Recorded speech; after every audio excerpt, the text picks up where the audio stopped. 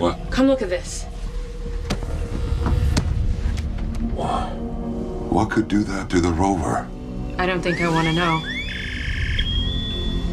It's coming back. Oh my God! Get out of here! All the tanks! Try and get no Bartek!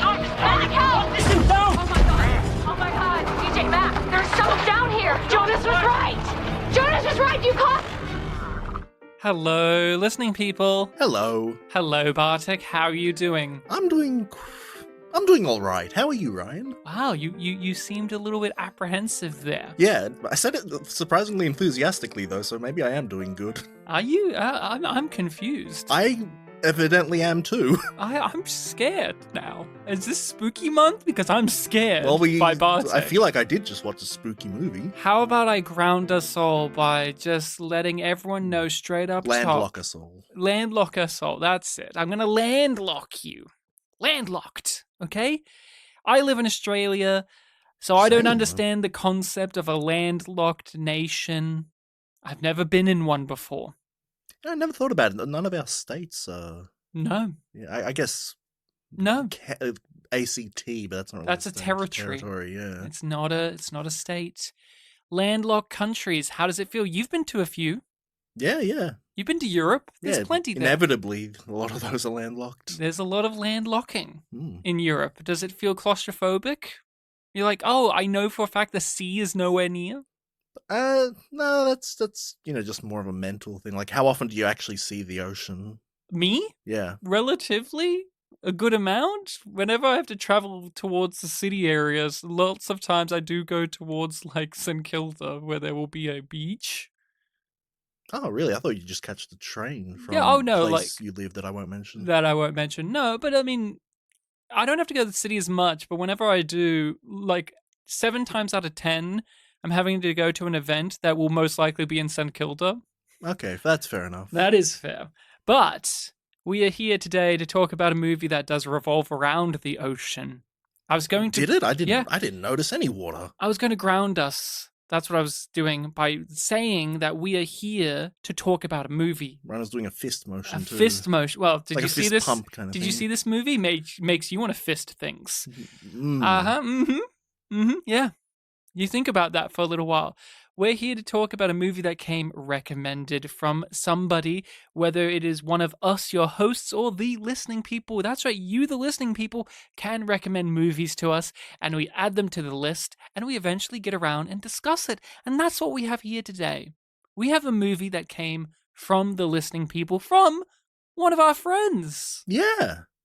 One of the big friends. He is tall. Yeah. He is taller than me, and I am tall. Mm-hmm. That's correct. Reese recommended a movie. He couldn't be here today because he's such a busy boy. It is Friday morning. Yeah, that's right. It's a worker's day. And Bartek and I have some time off right now to talk about The Meg, 2018's The Meg, starring Jason, hasn't been on the podcast before, Statham. Confirmed. He has never been in a movie we've done on the podcast, Jason Statham. Mm-hmm. But Rainn Wilson has. He's yeah. been in a couple, and he's back again. That rascally Rainn Wilson was up to shenanigans in this movie. And so much of this cast of The Meg were Australian and or New Zealand, and I found it very charming that they all had goofy accents hiding the fact, even though you could clearly tell that guy's from New Zealand, and he's going to just be like, I'm not an islander guy from New Zealand. Let's pretend otherwise. And I said, why bother? Why bother hiding it? We all know. We have eyes. It's not like and ears. It's not like a movie we've done on the podcast that's kind of similar to this Deep Rescue, where there is a guy doing an Australian accent who famously was not an Australian. This is also a film in which they make a point of there's a multicultural aspect. Like, here are people from China, here are people from the US, he's an English guy. Group. They even mention Australia in the movie, like as a country that's nearby, that's in danger of the Meg itself. Yeah. So why can't they just have this person be, Australian? Like, Ruby Rose, clearly Australian. Maybe they were just shy that they had too many Australians. It's like, well, we got the quota in the casting, so we don't really need it in the characters. If everyone has not had the chance to see The Meg, we recommend that you do, for we shall be getting into full detailed discussions about it. It's a shark movie, everyone. It's a movie with Jason Statham versus a prehistoric shark. Or is it? There's more to it, twists and turns. Oh, literally. Oh, there's so much here to consider. Rainn Wilson should have done an Australian accent. Oh, could he please? Could he please do one? Pretty please with a cherry on top? Look, we're talking about the iconic film The Meg. The thing about this was, when it came out, the marketing was pervasive. They were trying to really push this movie as the Mummy. You know, like that level of like, this is big, bombastic, schlocky fun with a lovable lead guy. And we're all going to have a good old time. Like, is this going to be a masterpiece of cinema? No, it isn't.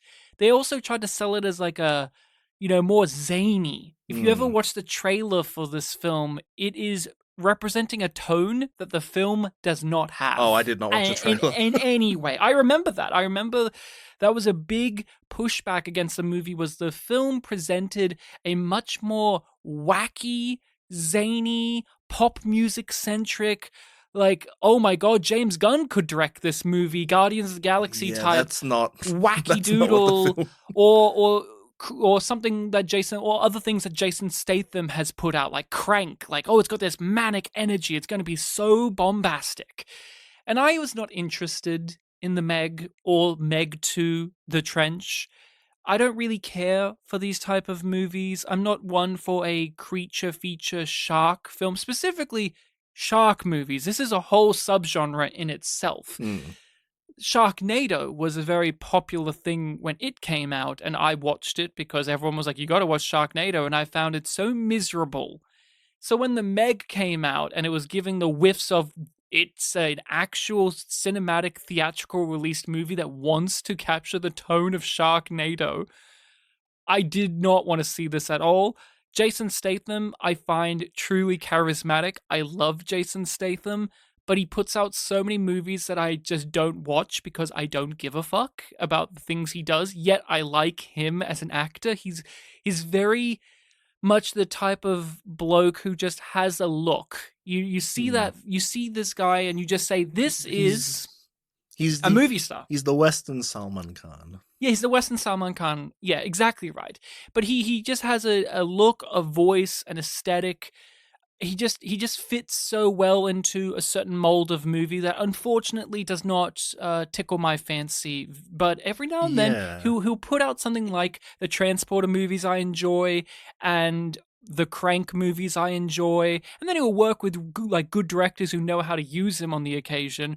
So I can't write him off as like a marker of bad quality, even though he is in movies that I consider to be bad quality. He's also in good movies where I'm like, look, the Jason Statham persona works for me, even though he's in stuff that I don't want to watch. He's one that I've heard more about than I've actually seen. Like, I think you listed a couple of films last week. Like, I have seen those, but I don't really remember too much about them. But watching this film, like, and watching him, it's like, oh, I get it. Yeah, this guy is just super charismatic and fun. He has that gruff voice.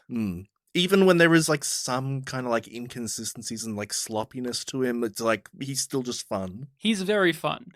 So I had not seen The Meg until now, until Reese put it on our plate. He wants us, as does our other friend Stefan, to get to The Meg 2. Yeah, our friend Stefan specifically put Meg 2 on our list. And then Reese came along recently and said, and said, do the Meg films. And Ryan was like, oh, now we can put the first film on the list too. That's it. But what about you? Any knowledge of The Meg? Have you seen it before? Did you know what you're getting into? Anything like that? The only thing I knew was the title, and I think maybe its shaky reputation.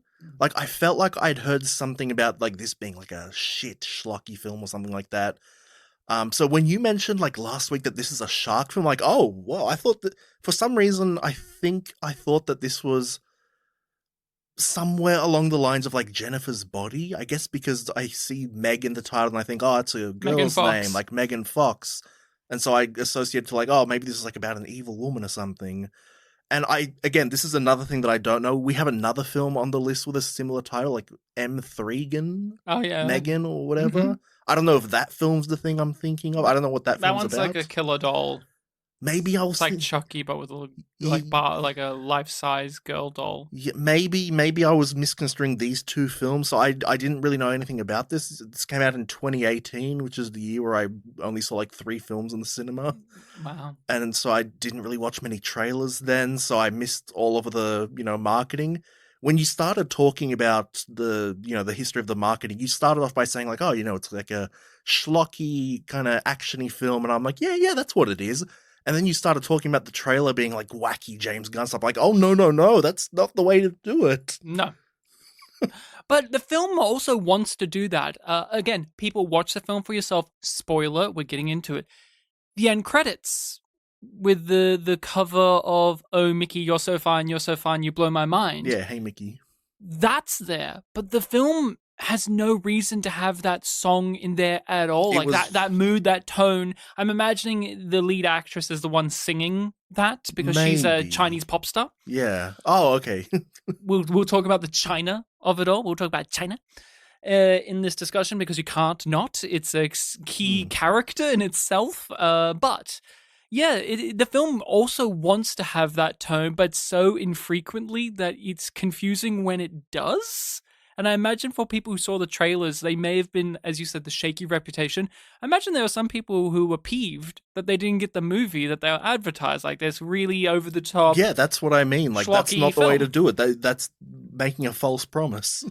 Because the film itself is a lot slower than you would expect. Like, it takes a while for things to happen, and the gory payoffs are off-screen because this is PG-13, so we can't see people Right. get ripped apart by sharks, eaten whole, or even shown off-screen to die. Like, oh, off-screen, you just hear that they died. Yeah, they get, like, vored in whole Mhm. rather than, like, chewed up or anything. And there's no real blood other than, like, animal blood for the most part. Yeah, Like, it's usually, like, other animals rather than people's blood. Yeah, the Meg gets very gory.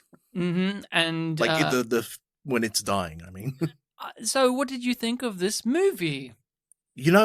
Walking in with the low expectations and also seeing that this was like 7 minutes shy of 2 hours, like I was kind of nervous going in, but I'm actually kind of surprised that I kind of like this film. Oh, interesting. I actually had a fairly decent time with it. Well, tell me more about that. I'm curious to know what about it Yeah, worked. I think we kind of talked about this a little bit when we did 2 years ago, Larry Crown, where it's like, oh, this film's kind of like going for a middle of the road thing. It's very cliche. I've seen films like this before, and it's not really breaking your ground that much, but it's all kind of working. Like, this is a horror film with like a cast of characters that are dwindling, and I don't think anyone is necessarily like completely unlikable. There's a decent likability factor to most of them, at least for me. So I didn't resent my time following them. Yeah, it's not a perfect film. There are parts in it that I was like, oh, come on, we're doing this. But overall, like, it was a steady watch for me. I was ambivalent going in. I thought, well, at least Jason Statham will be my guiding light. I know that he'll be there and he'll win me over. And in the first 5 minutes, he was just fucking magnificent. Just the full Jason Statham showcase from him. Just him losing his men and just the gruff, growling voice and just the stoic expression as he rides off, and they're just like, what have you done, and he's just like, I did what I had to do, and it's just so cheesy and stupid. I hated the film, I will be honest, because I found it dreadfully boring. Yeah. That's my problem. I was thinking while watching it, do I owe Uncharted an apology? But then I thought, no, this film is more artistic than Uncharted. Yeah. Uncharted is anti-art. This is You just... called that one evil. This isn't one's evil. just boring. That's my biggest complaint. Like, I was thinking to myself, man, we started the year off with a Satoshi Kon film, a movie that made me want to watch more movies. This is the opposite, where once I finished the Meg, I said to myself, I don't want to watch more movies now because I'm going to waste my it feels like, oh, I wasted my time. You're like, oh, right, not all movies are good. Oh, that's right. My time is precious. And maybe movies are for stupid people. Oh, right. Reese phrased it as he wanted to subject us to the Meg films. That's it. Subject.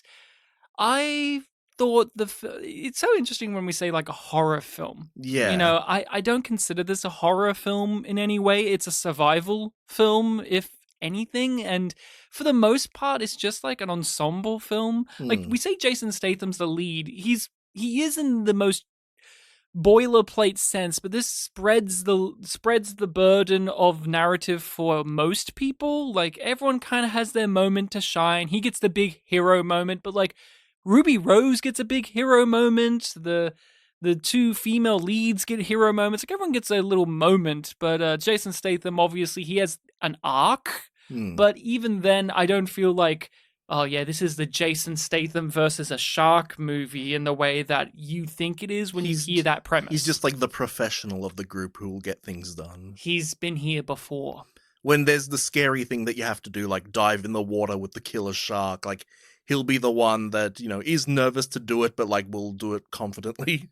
So, are you a fan of the shark movies and or creature features, killer animals? We've done a few killer animals on the pod over the years. Not necessarily. I don't really think so. I think I've seen more like videos talking about these films or like reviews of them than actually watched them. Okay. But, so you haven't really watched many of them yourself? No, not really, I don't think. Like, the film that I was thinking the most while watching this was like Deep Rescue, and that's about it, really.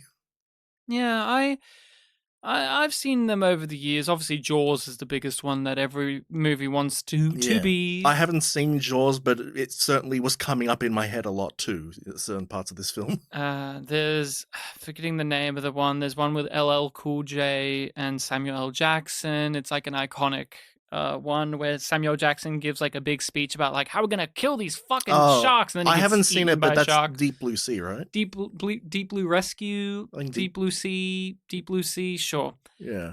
LL Cool J's there, and that's a movie that exists. Obviously, there's Sharknadoes, and that's a whole franchise of films, and there's all these schlocky movies that are like Sharktopus. Okay, so you have seen some then. Yeah, that was actually you can't just whip that out after saying, "Oh, I haven't really seen any." That was actually my unappreciated masterpieces episode before unappreciated masterpieces that I did in the first podcast I did with Malloy. So you subjected them to Sharktopus? No, it was his idea. He was like, "Hey, let's do an audio commentary for this wacky film." I'm like, "Yeah, sure, why not?" What a wacky film it is. But I don't mind them in theory, but it just depends the execution because. You know, the survival creature feature thing can really work. What is awesome about Jaws, for instance, is it's a community that's at risk. So you have an investment and there's a reality that you can buy into. I understand these characters. I understand the perils. And when you get to the Meg, I find that to be at a further distance because there are a bunch of like specific professionals of certain things in this high-tech lab that's basically a science fiction creation. This film is basically a fantasy science fiction story. Yeah, it's got like a billionaire benefactor to make it happen. And it's about a megalodon attack. The Meg is a megalodon shark, and so it's huge. So it's not just a shark, it's an ancient shark. We have to give sci-fi exposition of why they could come up from where they are. Like, we have to spend 10 minutes explaining why they're up here rather than just letting them be up here and having havoc play out. Like, these are the things that bother me about the movie is we spend so much time not giving the audience what we want, which is suspense, terror, thrills, chills, gore. We're going to have lots of moments of characters just dryly talking to one another and then forced reasons why they should fall in the water. That was my favorite part, was the way the script would bend over backwards to throw these characters into the water. Yeah. Oh my God. And that kind of leads into like the kind of schlocky nature of like, oh, the character's fallen in the water. You know what's happening now? You do, don't you? And you know there's going to be a subversion of it because we can't make it that easy. Yeah, there are a couple of fake out jump scares too. Like, oh, you're waiting something to happen and, something will jump into frame and make like a noise. And Rainn Wilson will literally say, don't do that. I hate it when that happens. And you roll your eyes. My ultimate version of this movie, we already have covered on the podcast. It was a film called Tremors, in which you have a community of kooky characters who are forced to work together and deal community of characters for this kind of film. And deal with an ancient prehistoric threat that has come out from the woodwork, and now they have to deal with it. Like, that's the ultimate film that the Meg just cannot get anywhere near. Like, because there's no investment in these characters. Like, that's my biggest problem is Jason Statham's the only one I like, and I think it's because I like the actor more than I actually care about his character. Like, he has an arc. Like, he has a clear problem that he's trying to overcome, but it's so boilerplate, so simple, so obvious that I don't actually care. I just acknowledge the fact it exists. But Ryan, the woman and her daughter like him, so, you have to love him. Did you know the other female lead, the one who, like, gets stabbed in the abdomen early in the movie? Oh, the ex-wife? Yeah, the ex-wife. She's an Australian. We've seen her on the podcast before. She was in The Loved Ones. She was the goth girl in The Loved Ones that the dipshit best friend goes to the school formal dance with, and they don't actually they have sex in the car, and like she gets high, and she's in that movie, and I saw her in this movie, and I'm like, hey, you're blonde now, but I instantly recognized, I'm like, you're from The Loved Ones. That's what I mean. There's a lot of you're Australian, you're New Zealand. That was my fun with the cast, but other than that, and I guess I liked Rainn Wilson. Well, when I say liked, I also recognize what his character was. I'm like, oh, I know what this character is. You're evil businessman. Yeah, they play around with the evil part, though. It's not like he's, like, fully evil. Until he is. Like, at the end, he's irredeemably evil, and he gets killed for it. Yeah. It's still a little shaky, though, in terms of... He didn't call for help. Yeah, that's, like, the main thing that puts him there at the end. Yeah, but it colors everything he's done before. Like, it's one of those, you've crossed the point of no return. Yeah, I guess now you have to die. I guess the thing that I was focusing on at that point was that in other types of these films, that kind of character would just want to get the fuck away from the situation. Whereas in this film, like, he is hellbent on revenge on this thing, which the other characters are as well. He's now Ahab. Yeah, exactly. He's Ahab from Moby Dick. But why? Like... Because of profit. It's not for any noble reasons, it's for selfish reasons. Like, if this shark gets out, they'll be able to trace it back to him. Because of all of these survivors will be able to say, this shark got released because of him. And he was too prideful to call for help. Like, he specifically does not call for help because he wants to clean it up himself and not have to get sued. Because he would be liable for releasing this into the world. That's his viewpoint. That's what he says. And that's why he's hunting it on his own. No, I still think it's kind of 50-50, though. Like, why? He has that speech just before he leaves where... Which was a lie? No, I mean... They literally say he lied. He didn't do any of those things.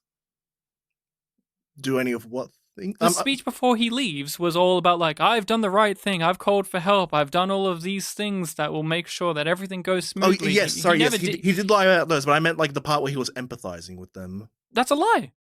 Because then he reveals he actually cares more about them suing him rather than their actual safety.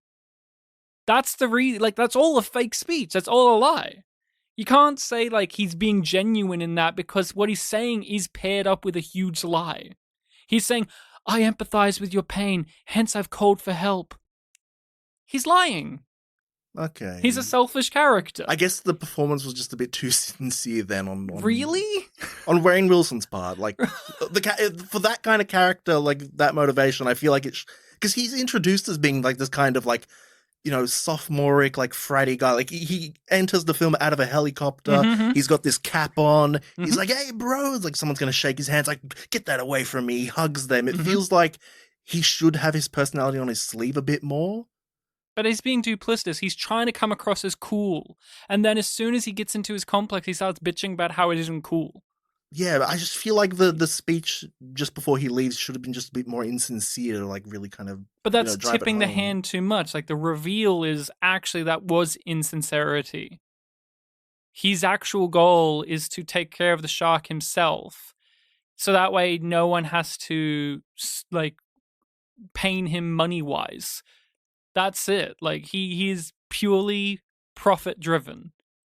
But the problem is his character isn't as present, and getting into the things here, the end result of him isn't satisfying. When he gets chomped by a shark, I don't care. Like, it's not like yes, this fucking piece of shit finally got what's due. It was, I guess we're done. That's another one we can mark off the list. They did it like comedically underwhelming. Like he climbs on a thing. You don't really have too many like dramatic sound effect. Like the shark just comes out, chomp, he's gone. Yeah, but also there's no one there to be satisfied either. Like there's no one no one in the film realizes he's dead. Yeah. So there's no reward for him being such an arsehole to them because no one knew by the end that he died. And see, that's how I interpret it, as like he's not completely evil because the film doesn't have the characters like, But they know that he lied, and so in their eyes, he was an irredeemable evil prick. Yeah, even though he literally saved one of them. Yeah, for his own means. Like, these are the things that I wish he just chucked the ladder out and she climbed up. He didn't need to do that. Yeah, no, he didn't need to do that, but also at the same time, he needs her because she's in charge of the base. She's a resource. Was she the one who was in charge? She designed it. Jax designed the base. That was her thing, was I designed the base, I designed the shark cage. She was the designer of it all. She was the architect of his dream brought to life. So he needs her because she's a resource. Okay. This is the best part of this, is we're spending so much time talking about Rainn Wilson when his character is just comedic relief and obvious mustache twirler, but it's because he's a character, so we can talk about him.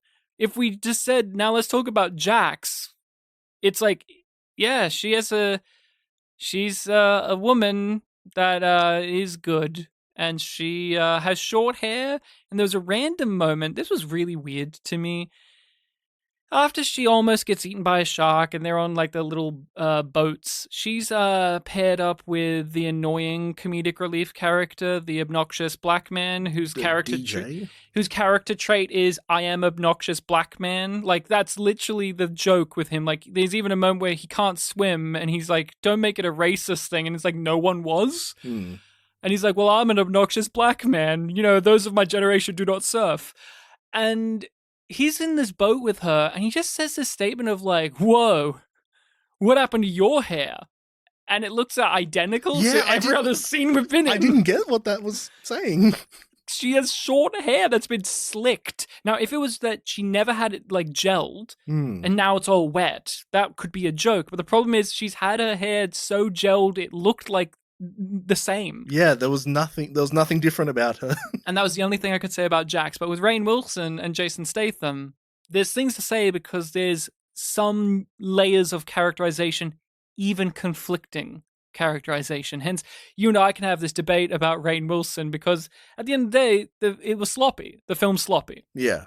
Where you could see it that this way, I can see it the other way. And it's not and when we say that, it's not in like a positive, like, oh, the character's really nuanced and layered. Like, oh, you could read it in this way. It's not Burning. It's not the film Burning with Steven Yeun's character. This is because the character's so poorly written. Yeah, there's like parts that you could piece together from this film where it's like, see, there's a change between these two, but it's kind of superficial. Like, there's a part earlier in the film where the shit's just started, they're in a meeting room, and they have a speech about like, okay, well, look, the best course of action is to do this, then this, then this. And then Rainn Wilson, who's like looking out the window, is like, yeah, that doesn't work for me. And he's, basically doing that evil thing that like those kind of characters would do in the film, where it's like, actually, I'm in charge here, and we're going to do things my selfish way. And so that's like, oh yeah, this is going to be the point of the character now. He's going to be the evil one of the group that gets them all in trouble, but then he gets shot down like immediately. Yes. And then the rest of the film, before he leaves them, he's just along for the ride. Oh, well, I'll counter you. They do a subversion. They do have a subversion with him.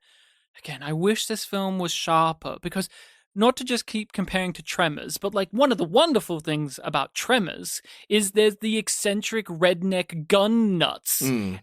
And you're thinking, well, they're going to be the first to be eaten because they're the ones that are so cocky and reassured, and they think that they can survive this because they're survivalists as well. But the film does a subversion where they fucking win the day. They were right. And it's awesome. Like, you actually like fist pump in Tremors when And they become grab the wall of guns and they keep fucking blasting one of these graboids and they beat it. And you're like, weren't yes. you and Will saying that like they become the main characters in the sequels or Yeah, something? the guy, Bert, he becomes like the main character of the franchise because everyone loved the fact it was a subversion. In that type of movie, usually the people like that get killed. Rainn Wilson, he almost has that where there's this moment where they're like spending a laborious amount of time theorizing what they could do. And he just says, can't we just put a tracker on it? And they all turn around and give him a scowl. And he's just like, what? I mean, this is a thing that we can do with sharks. And it was like a genuine moment of like, this is good.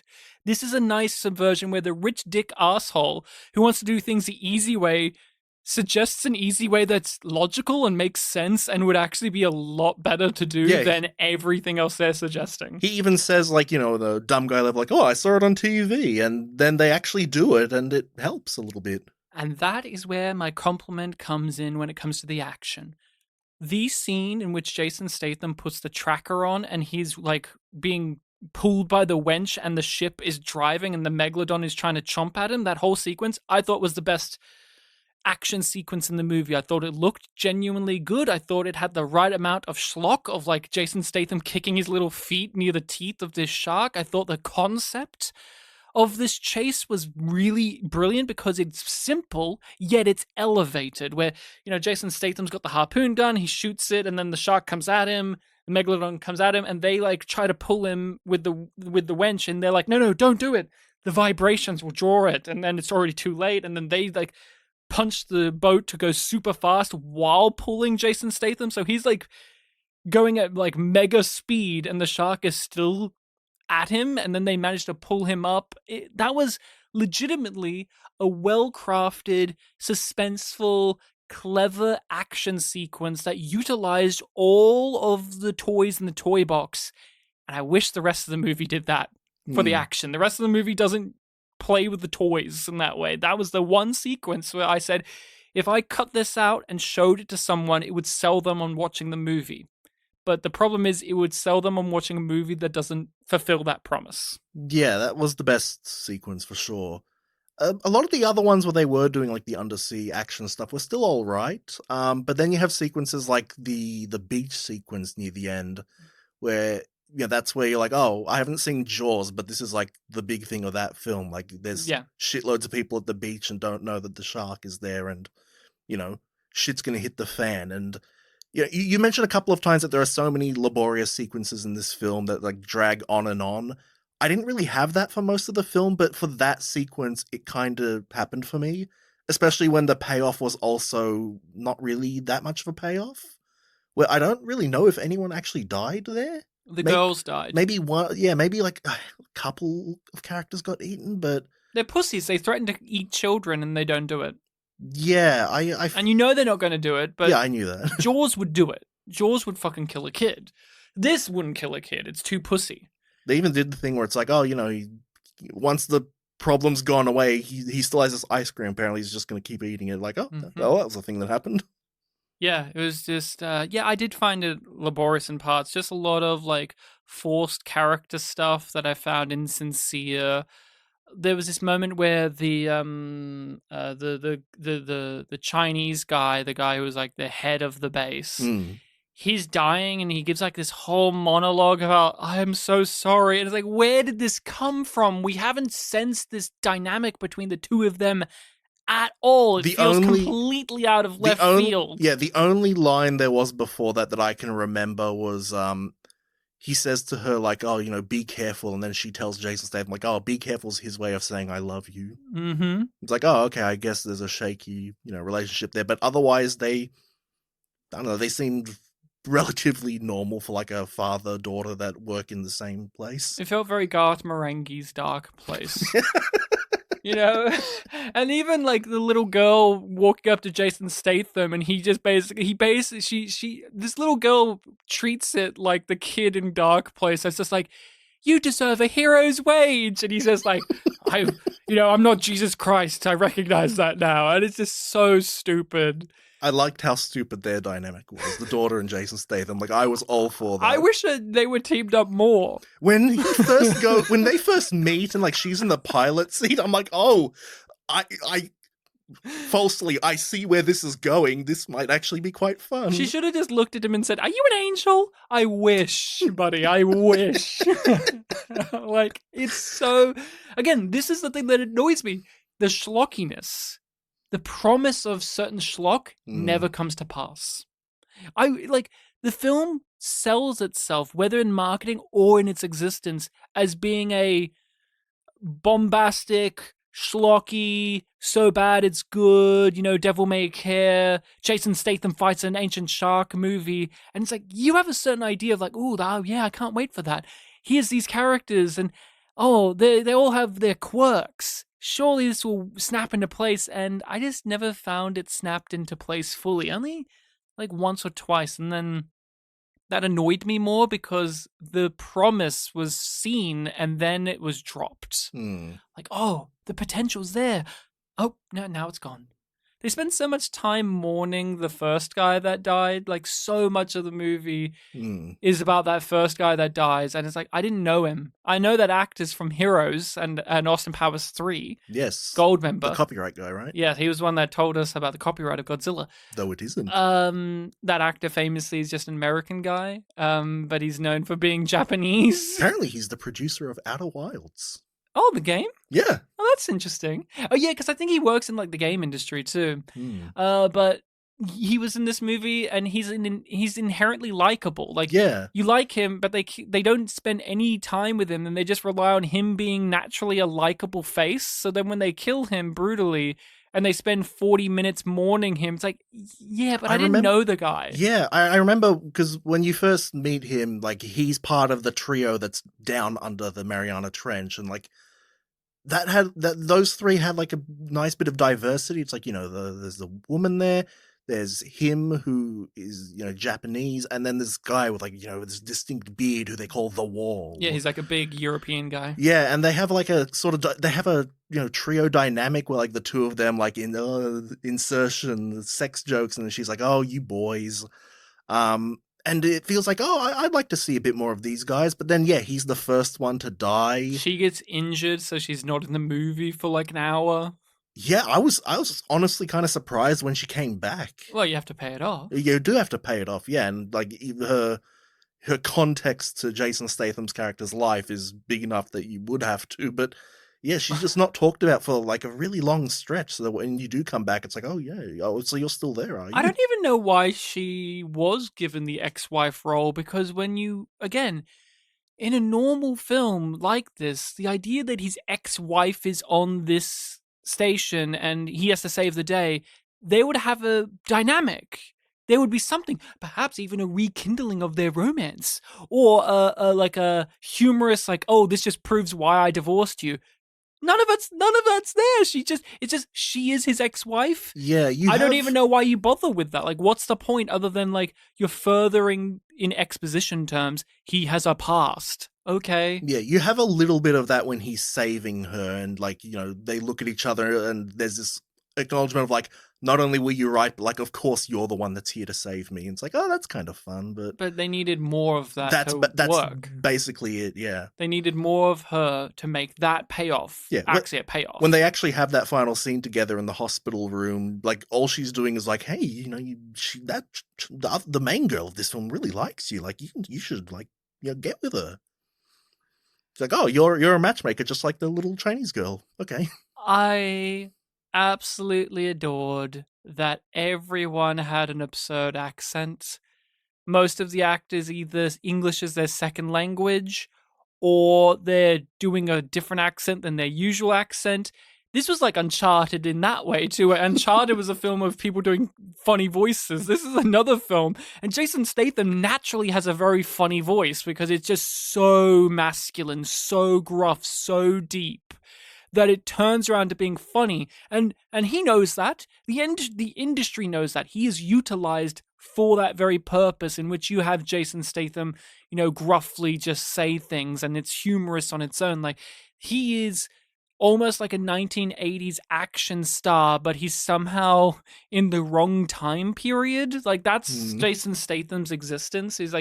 He's so ripped and shredded that they had to have him in a towel in one scene to demonstrate that, because there's really no reason why you would in any other moment of this movie. But you have to show it off, because look how fucking fit he is. And they poke fun at it too, where she's like, oh, you should put some clothes on. It's like, yeah, that was the plan. That was the plan. But his love interest, this Chinese woman played by an actress who's big in China. She's an actress, a pop star. And this movie, man, this is where like the anti-art part comes in. This is where the business part comes in. This film is so laser focused on appealing to the Chinese market that it is so obvious that you no longer see the fiction of the film. You just see the reality of the production. Her ex isn't in Taiwan. He's in Taipei. Yeah. Yeah. Like, I found that to be very aggressive, is just how much the film is sucking the Chinese market's dick. And they're giving you these terrible characters and these terrible things because you have to appeal to China. And I think it's so amazing that, relatively speaking, on this podcast, we've had very few films that have been so overtly like that. Like, so few films that have been so overtly we're bending over backwards to appeal to the specific business market of China or this country or that, because we don't talk about too many of these blockbuster type movies that often. Like, we talked about this a bit with like the newer Star Wars films have that a little bit, obviously, like edit out the gays for China and things like that. But really, we don't modern popcorn flicks from like this past 10-year period. Yeah, we don't really talk about these as much. But like, how do you feel about that? Like, was that something that came to your mind while watching it, or is it something that dawning on you now as we're discussing? No. I was noticing it while watching it, and to be honest, I guess because I haven't actually seen too many films from the past 10 years, that's a concept that I've heard about more than I've actually witnessed.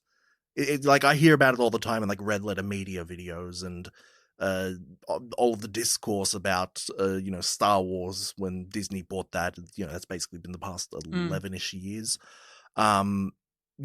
Editing things out for the Chinese market. Obviously Marvel. Oh yeah. A lot of discourse about that, even though I haven't really watched too many films from that. Cinematic universe. So it was interesting seeing it happen on screen and being like, oh, I see what's going on. And it colors the film too of and it's weird. It feels like I'm getting into like, anti-DEI territory, but like every time like an Asian character would pop up, I would think like, oh, I wonder if this is another like deliberate choice, like, the little Chinese boy and his mom on the beach. And pushing it feels weird to talk about. Well, yes, and to emphasize too, anyone who's ever listened to our podcast, we're all for inclusivity and diversity, but this is so clearly business. Yeah. This is so clearly about earning money. This is not propaganda in a way, but it's also detrimental. Like, no offense to the two, like the three actors, but none of them are good actors in English. Like, they're very poor performers because English is clearly not their first language and they're struggling to do it. And it feels almost cruel to throw them in to a movie that is supposed to be like snappy, fun popcorn, throw out one-liners, and they do not have the benefit of being like adorable in this, like a lack of English, like say Jackie Chan was when he entered the Hollywood industry. Like when Jackie Chan does something like the Rush Hour movies and you pair him up with Chris Tucker, who's a fast talker, there is a little bit of humor there because that's also a comedy. And like, Jackie Chan was primarily a comedic performer, in his own language, and so when you put him in an English context, there's still a little bit of fun there. But when these actors, they're having to be serious. Like the dad and the love interest are serious for the most part, and the daughter character, the little girl, it's like, one, you've got a child performer, that's tough already. Two, you're getting one that's like they're struggling with these lines. Yeah, I was having I was talking about, I loved her dynamic with Jason Statham, but it was a real Poe's Law kind of thing watching it. Like, are they like purposely playing into like, the adult man and child dynamic and also her kind of like stilted delivery? Like it's like a parody of that, or is this like super sincere? This director should know better. We were talking about them before we started recording. This director's done Three Ninjas, Cool Runnings. Like they know how to do these family-friendly crowd pleaser movies, work with child actors in these fantastical settings. They know how to do this, but this is one in which they're having to utilize their skills and then pivot it so that they can hit a certain vein of money. That vein of money is China. And it is weird. Like, we've been at this podcast for 10 years now, over 10 years, and we haven't had to have this type of discussion, really. It's hitting me now, yeah. And I feel like out of my element with it because I, unlike you, have watched a lot of movies from the last 10 years, and I've seen this before, and I know how I feel about it, but I've never had to, like, have a sit-down articulate discussion about it. I just know I find it insidious. Yeah, you see the capitalistic reason for it, even though it's masking itself as, diversity. And why is that a problem where we could enjoy this for being overt capitalistic schlocky fun? Like, sometimes we say like, hey, this is a big dumb blockbuster and that's its selling point, which is inherently capitalistic. Like blockbuster isn't like small potatoes. So why is that okay? And I think it's because like, well, I do have a problem with those. I do personally. But like when it comes to this, I think it's because this particular example is harming the film because you're getting bad performances in return because of it. Like, if they did all of those things and it was still amazing, and they had like great actors, like, what came to mind? Space Sweepers, great example. Space Sweepers, obviously, it was a Korean movie and it had a lot of different nations involved. It was a Netflix movie, but it's a movie that's like basically sucking Korea's dick. Like, Korea's great. And you have these actors who have to speak in English at many points in the movie, and English isn't their first language either. But that film has such an overt charm, and everyone's so cute and likable, and like the performances are hitting a specific genre niche. Good child performance, yeah. Yeah, good child performance too. Yeah, this is just not it. Were there any particular moments or sequences you wanted to discuss with the Meg? The film does have a few decent like horror-y moments. Like it plays on the whole aspect of, the hard to see under the sea. It's below us. We can't see it. It's below us. But you know it's there. It's what lies beneath. Yes. A film that we did with Reese. Yeah. And yeah, you do have moments where it's tense, like, oh, where is the shark? They play on those pretty well. I did like there was when the little girl was playing in the deep sea thing, when the shark does appear, that was like a somewhat decent like horror moment of it just suddenly appearing and then, chomping at the glass. I wish it looked good. Yeah. The CGI didn't bother me too much, but I was keeping in mind, like, yeah, this is CGI. $150 million. Is that the budget? Mm-hmm. Is that high That's these high. days? I can never remember. High. That's a good chunk of change. I'm a humble Melburnian. I can't fathom millions. Yes, only trillions. It feels like every Hollywood film has many, many millions. I don't know if that's many or not that Why many. did they...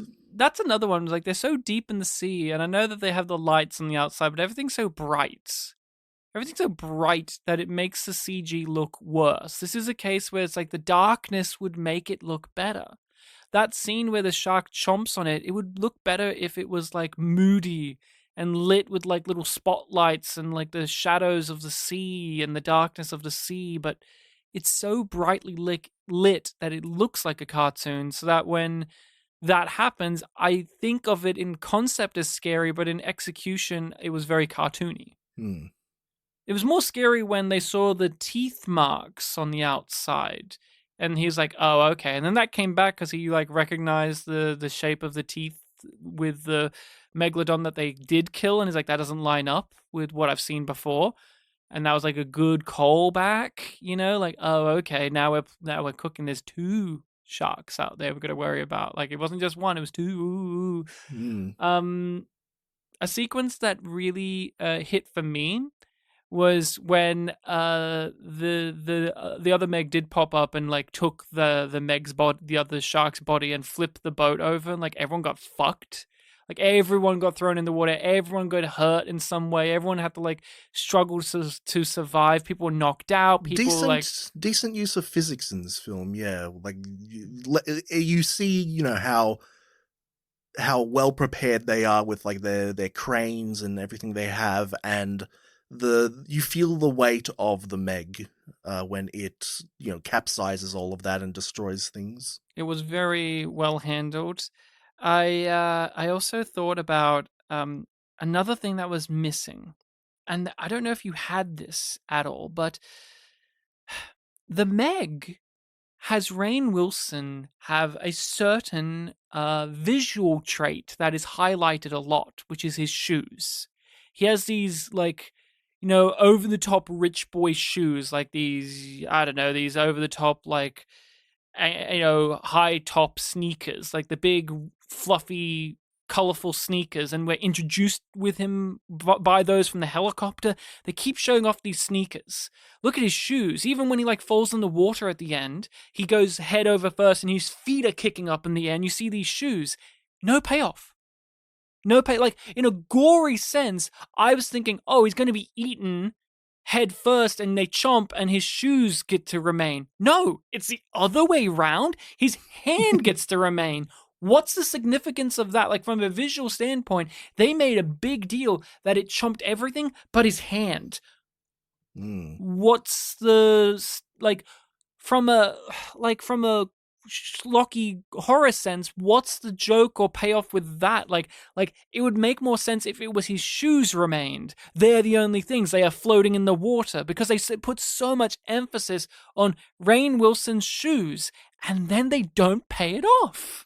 The megalodon should have eaten him, the shoes should have survived, and then the shark should turn to the camera like, wow, those shoes are great, and you can buy them for this much at this place. Like, these are the things that bother me, because they put emphasis on them, but then they don't, and then other things they kind of just whip out of their ass, and it feels confusing that, oh, now this is getting emphasis. I'm getting, to be honest, I didn't really notice the shoes that much, which probably seems sacrilegious seeing how much you did, but is it not just product placement?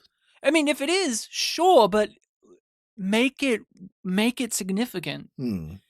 With these type of films, like, these are the things that are significant, like a character's physical traits, whether in outfit or appearance or something, matters in the way that they get killed or so on and so forth.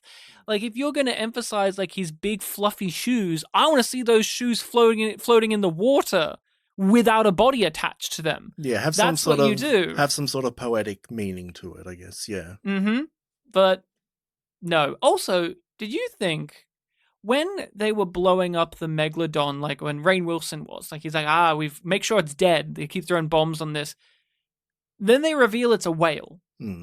I thought for sure, but this isn't it, guys. They make a big deal, like the second Meg takes the first Meg, like it grabs its body and like bites and takes it down to the sea. I thought it was using the previous Meg as a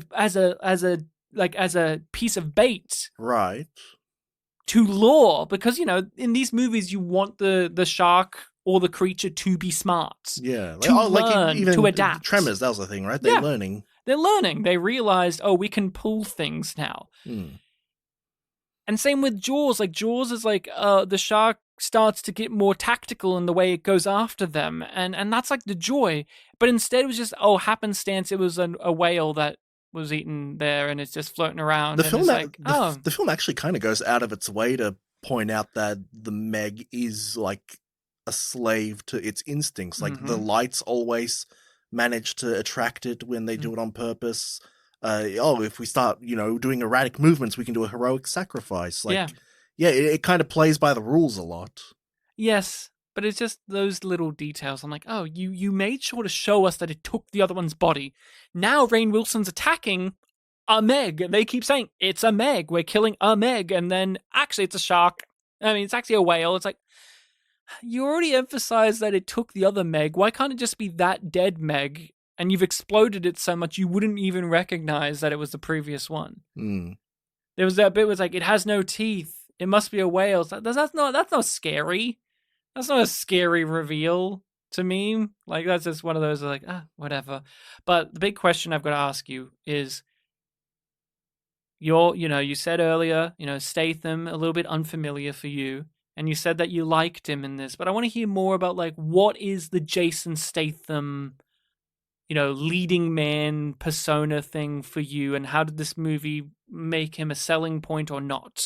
I think it's just how comfortable the film was with him being like the schlocky action hero. I feel like, a lot of films these days, cinema, we've been doing it for a while, so we trying to break the mold in a way. And, part of what worked for me with this film was that it kind of was just, sincerely doing all the cliches and stuff. But yeah, with him adding the charisma on top, it just makes it fun. Like, this film's not trying to, do anything too new with this type of character. So it's just fun seeing him be able to do that so comfortably. I also like that although he is an extremely buff guy, he doesn't look it when you have him just in normal attire. Like, he just looks like an average guy. Like, he's bald. He clearly looks like he's British. He clearly looks it.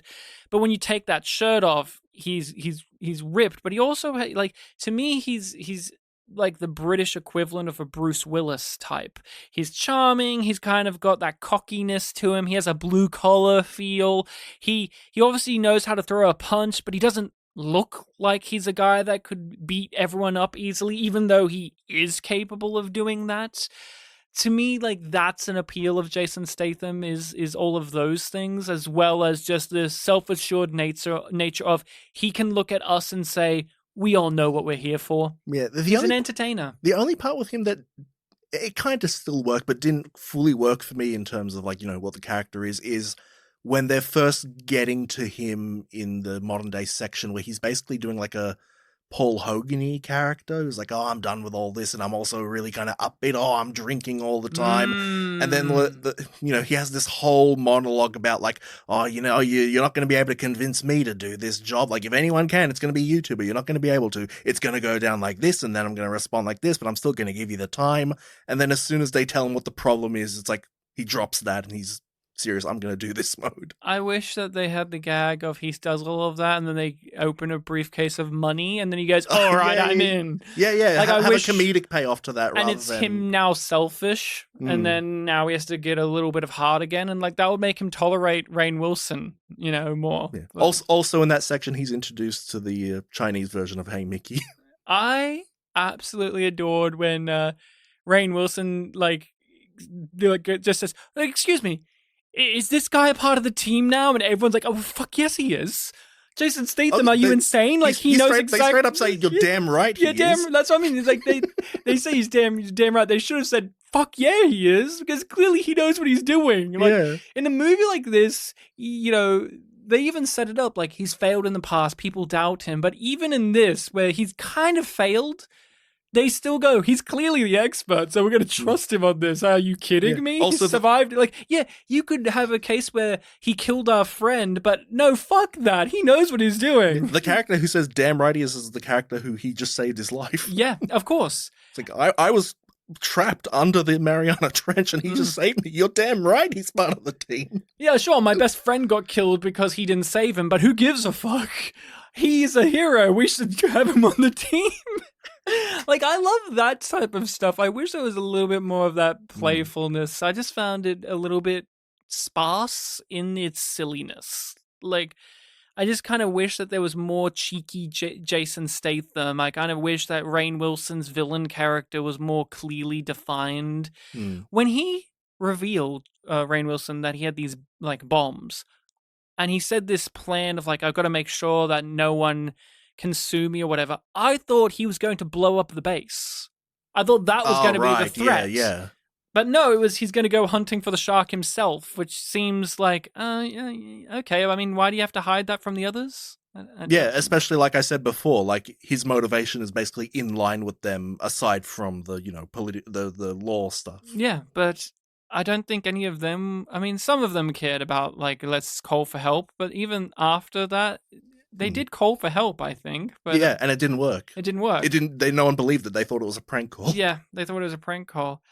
This is unfortunately a film where like people die, but there's also people who live, and I forget that if they lived or died or not. Like it's one of those films where it's like Ruby Rose lived, right? Yes. Yeah, and but that's what I mean. Like there's a level of like this character died, didn't they? I think there's just not. I think only 4 of them died of the main group. Yeah, the doctor, the Japanese guy, the doctor. The Chinese father and Rainn Wilson. Chinese father just got injured. Like he got a classic case of they couldn't get him to the medical in time.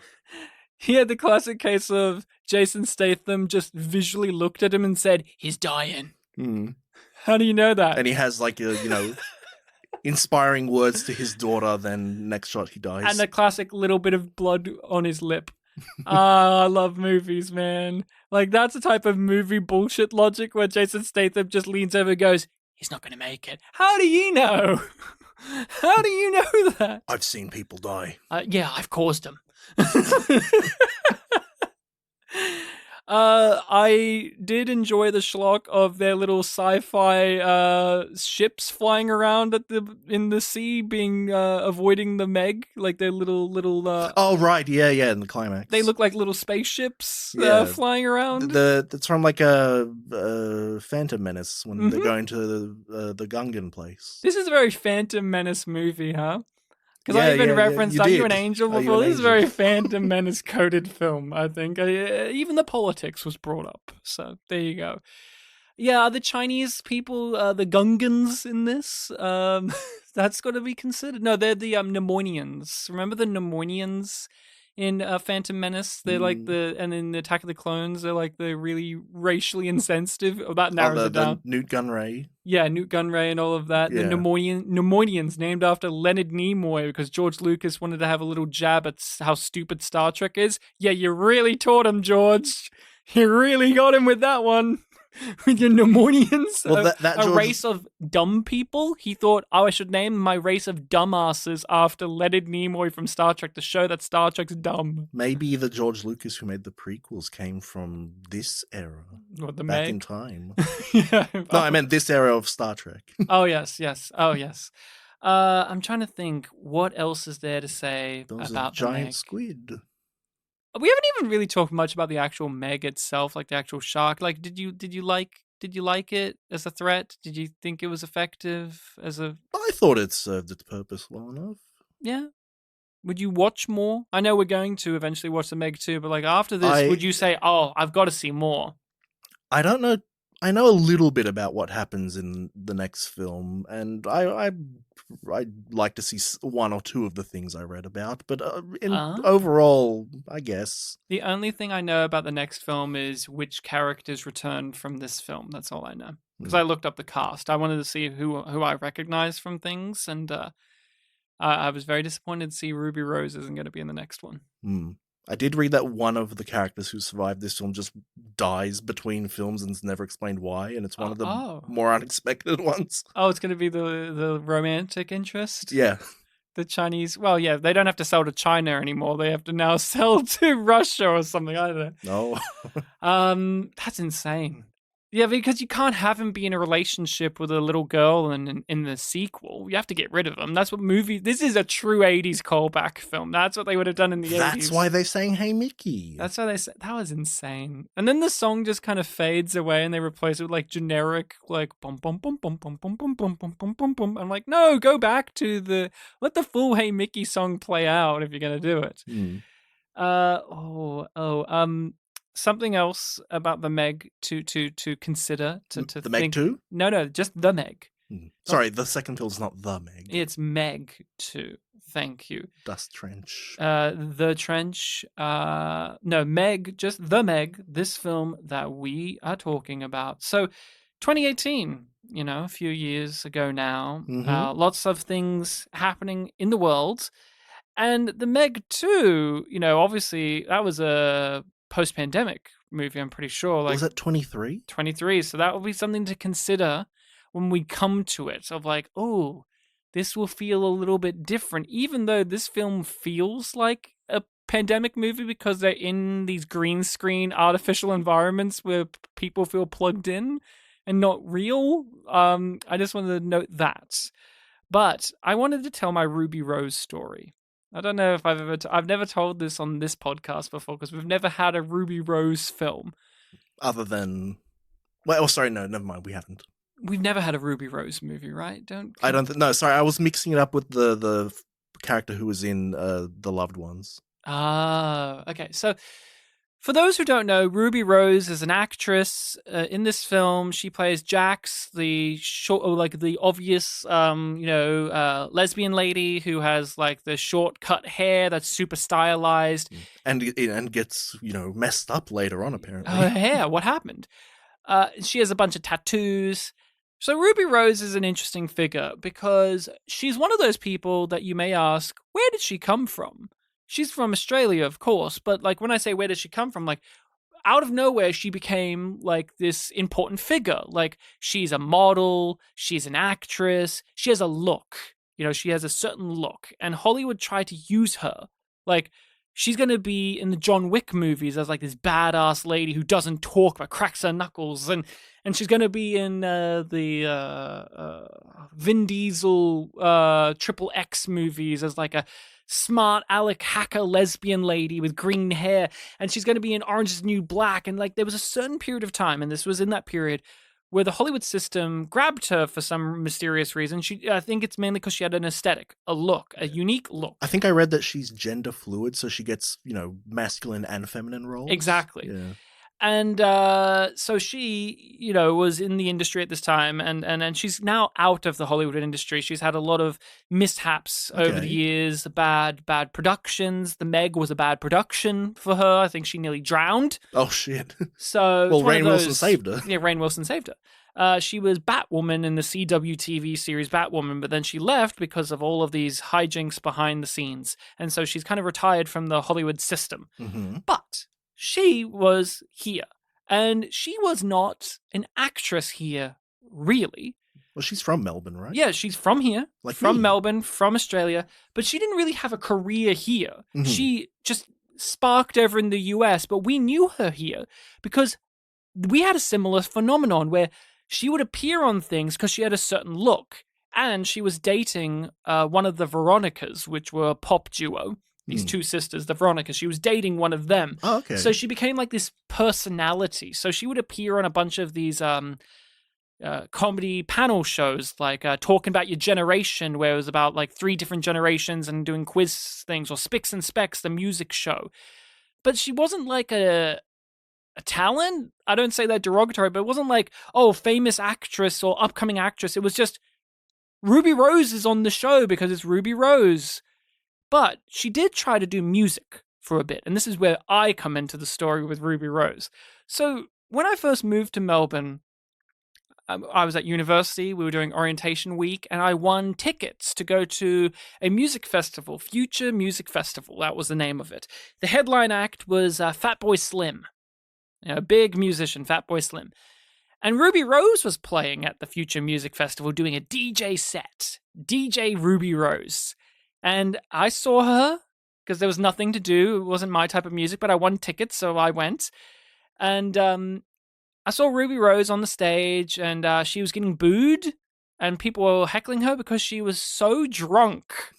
And it was like 1:30 in the day. Like she was like fully drunk, and she was just doing shitty DJ crap. Like it was, even for me, someone who doesn't know anything about DJ stuff, like if I went to a live performance of DJ stuff, I couldn't tell you if it was good or bad.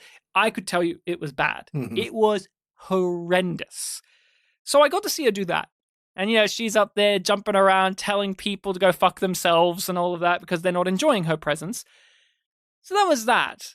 Later in the day, I'm walking around, I'm looking around, and then suddenly, out of nowhere, I get a full shoulder barge right to the core of my chest, get knocked to the ground, hard dirt ground.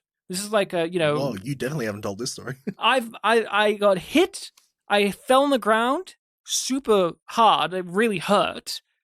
Dust went everywhere, dirt went everywhere, and I look up, and the person who knocked me down was Ruby Rose. And she said, I'm the Meg. And she looked down at me, and she gave me the middle finger and then walked off. What? Mm-hmm. So I have a personal vendetta against Ruby Rose Holy because shit, how have I not I heard this know story? for a fact that she will literally push you down, Push or charge you. charge you down, flip you off, and leave you in the dirt. Whoa. So, fuck you, Ruby Rose. I've been holding on to this for years. I have told the story in the past to you, but it's been so long. Yeah, shit. But I have a Ruby Rose connection. And whenever I hear, people talk about like, oh, I don't like Ruby Rose. And like Ruby Rose is like a person that, all of these rumors swell, like she's not a nice person or this or that. I know for a fact that she's a piece of shit because she treated me like a piece of shit. I don't care if she was drunk.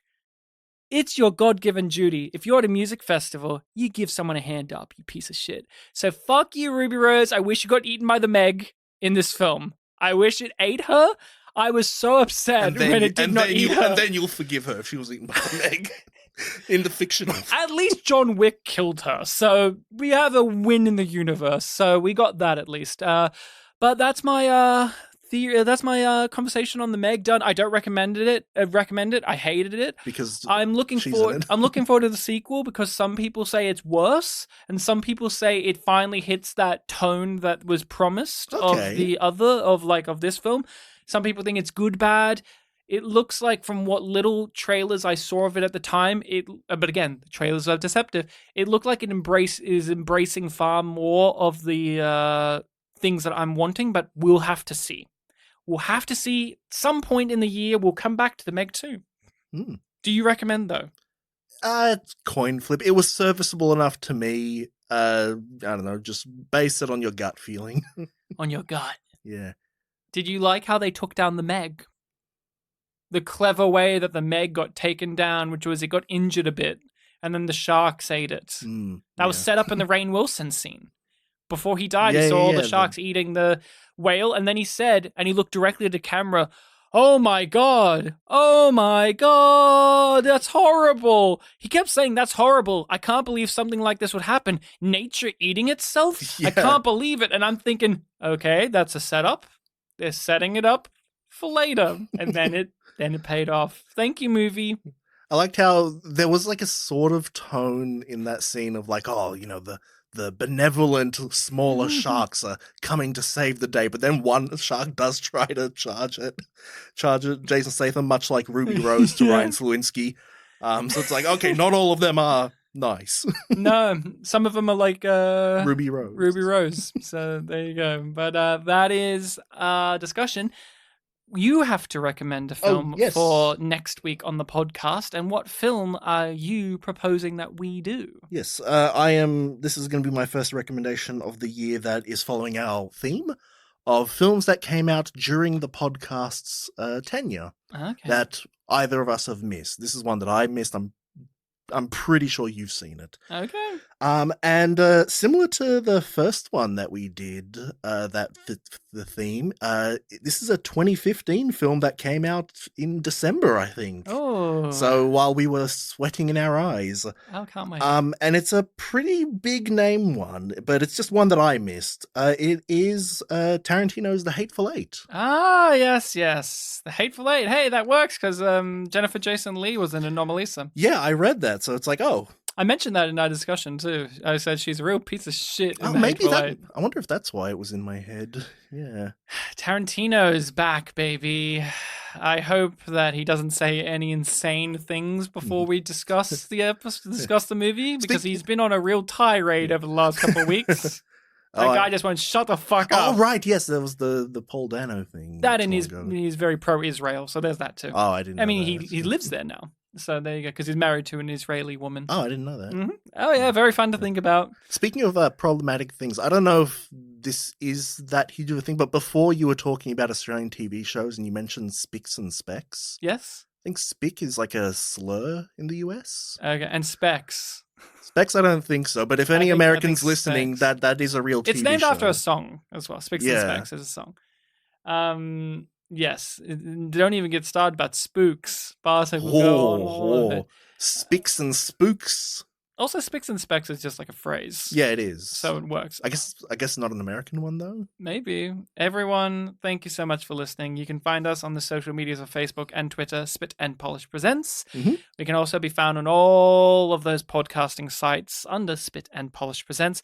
Feel free to give us a rating and review or share the podcast around to people. If someone out there has opinions on the Meg, you can drop us a comment. You can give us an email, or if you have opinions on things we've said, as well as recommendations for films that we should cover, hit us up on those social medias, or drop a comment on YouTube, or contact us through our email, which is... Yep, you can see it in the description of the episode. It is spitandpolished@gmail.com. Everything is in the comments. Everything is in the description below for your convenience. We gave you all the clues.